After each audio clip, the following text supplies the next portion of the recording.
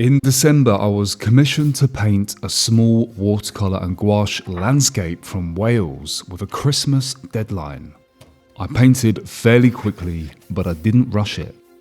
In this video, I'll walk you through the decisions I make at each stage, from the first sketch through the washes to the final touches, and show you why speed comes from restraint, not urgency. When you first secure a painting commission and the client pays a deposit, it's an incredible feeling. There's excitement, but also responsibility. Before I start a painting, I make sure everything is ready. My materials are sorted, nothing needs ordering, and I know exactly when I'm going to sit down and begin. I check the timeline and aim to complete the painting efficiently, but always in a calm, controlled way. Once the commission is secured and you know when you're starting, the most important thing is not to panic. Before I begin, I make sure I'm grounded and calm, and that might be a short walk, a few minutes of deep breathing, or a quick warm-up exercise. Starting in a settled state is what allows you to work quickly without rushing. Once you're calm, the next step is simply to sit down and begin. I make sure everything is in front of me and start the process as soon as possible. I don't wait for the perfect moment. I just get the pencil or brush onto the paper. Starting early removes that pressure and lets the work unfold naturally. Once I've started, the first thing I do is put down a simple compositional sketch. I work out what's important in the scene, where I want to direct the eye, what the painting is really about, and where the focal area should sit. This only takes a few minutes. I'm not trying to perfect it. I just want a clear structure to build on before moving into paint. Once the composition is set, I move straight into the first wash. I put down a thin layer of paint and begin filling the page fairly quickly. The goal here isn't detail, it's commitment. Getting those early layers down stops procrastination and gives me something solid to build on. When I'm working to a deadline, I like to use clear time blocks. The exact length doesn't matter. What matters is knowing when you're working and when you're resting. During these blocks, I remove distractions completely. Working this way keeps the process calm and helps time pass quickly without feeling rushed. When you're working on a commission, you're being hired as a professional, so you have to treat it that way. That means clear communication with the client and holding yourself to a consistent standard. Most importantly, nothing interferes with that time. You're not just painting for yourself anymore. Once the professional mindset is in place, the next step is simply to do the work. When I feel resistance, I don't wait for motivation. I sit down, move things around on the paper or on the canvas, and put myself into the environment of work. Once I've started, the rest usually follows, and often this is the time when inspiration hits and the flow state starts to activate and come alive. Another important part of working professionally is returning to the painting again and again. This painting took multiple sessions, evenings and daylight hours. You don't have to finish everything in one setting. You just have to keep returning with the same calm mindset until it's done. Each session needs decisive action. The longer you hesitate, the slower the painting becomes. I try to trust my initial decisions, commit to them, and move forward, even if they're not perfect. Working quickly comes from making clear choices and leaving things out.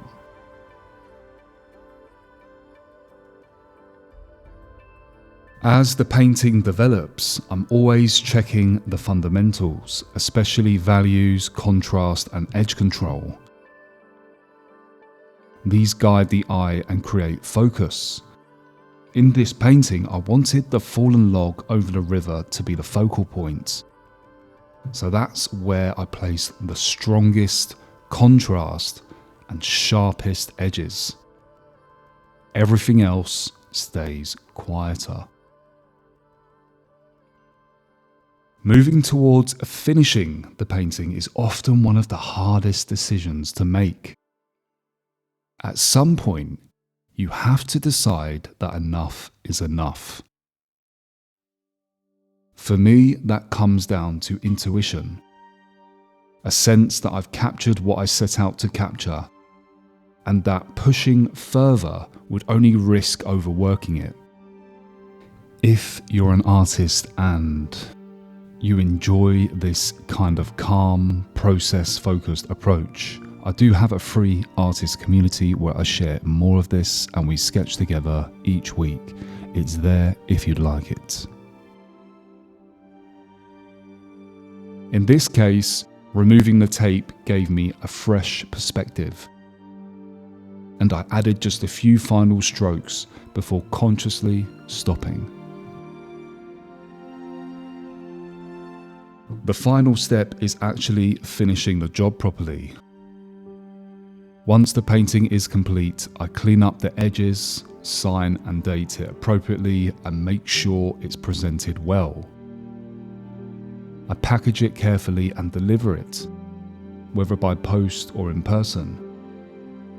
This part matters.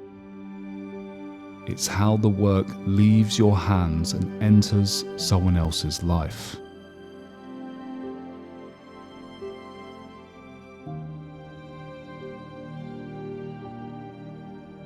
Looking back at this painting, the beginning was definitely more tense than the end. I knew I had a deadline which was fast approaching, and I was still working on it right up until the 22nd or the 23rd of December before I handed it over to the client.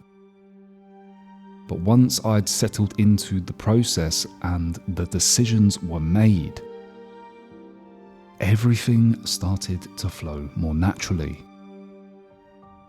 That's usually how it goes. The calm comes after you've committed. And it reminds me of the myth of the muses and how they come to reward the individual that sits down to do the work.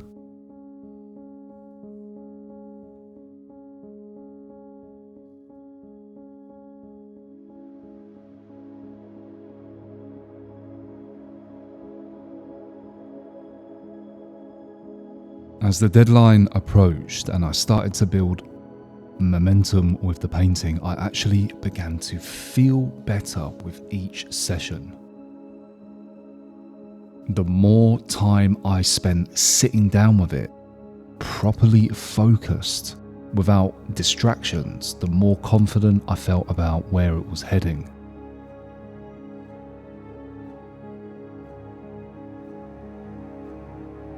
There was a clear moment where the painting clicked. Once I knew the foundations were down and working, the tension dropped.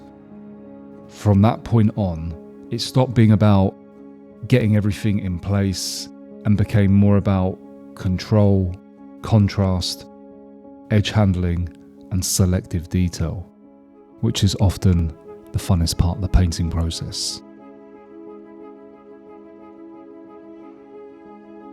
I think the moment I really knew it was going to work was when I started softening some of the edges in the rocks and surrounding areas that weren't meant to hold attention.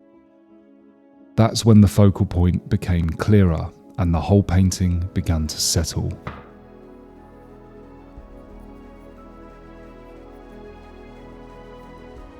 When it came to hand the painting over, I'd already sent the client a few photos beforehand and she was really happy with it. We arranged to meet in person so I could pass it over directly. When I handed it to her, she was genuinely pleased. And once she got home, she sent through the second payment.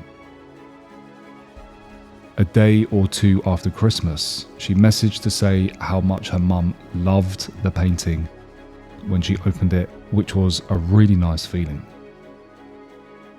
I think that's why I prefer handing work over in person whenever I can. There's something important about that moment. Passing over something you spent time and care on, rather than just posting it through a letterbox. That human connection matters. It feels more personal, and I think that extra bit of effort often means more to the client as well.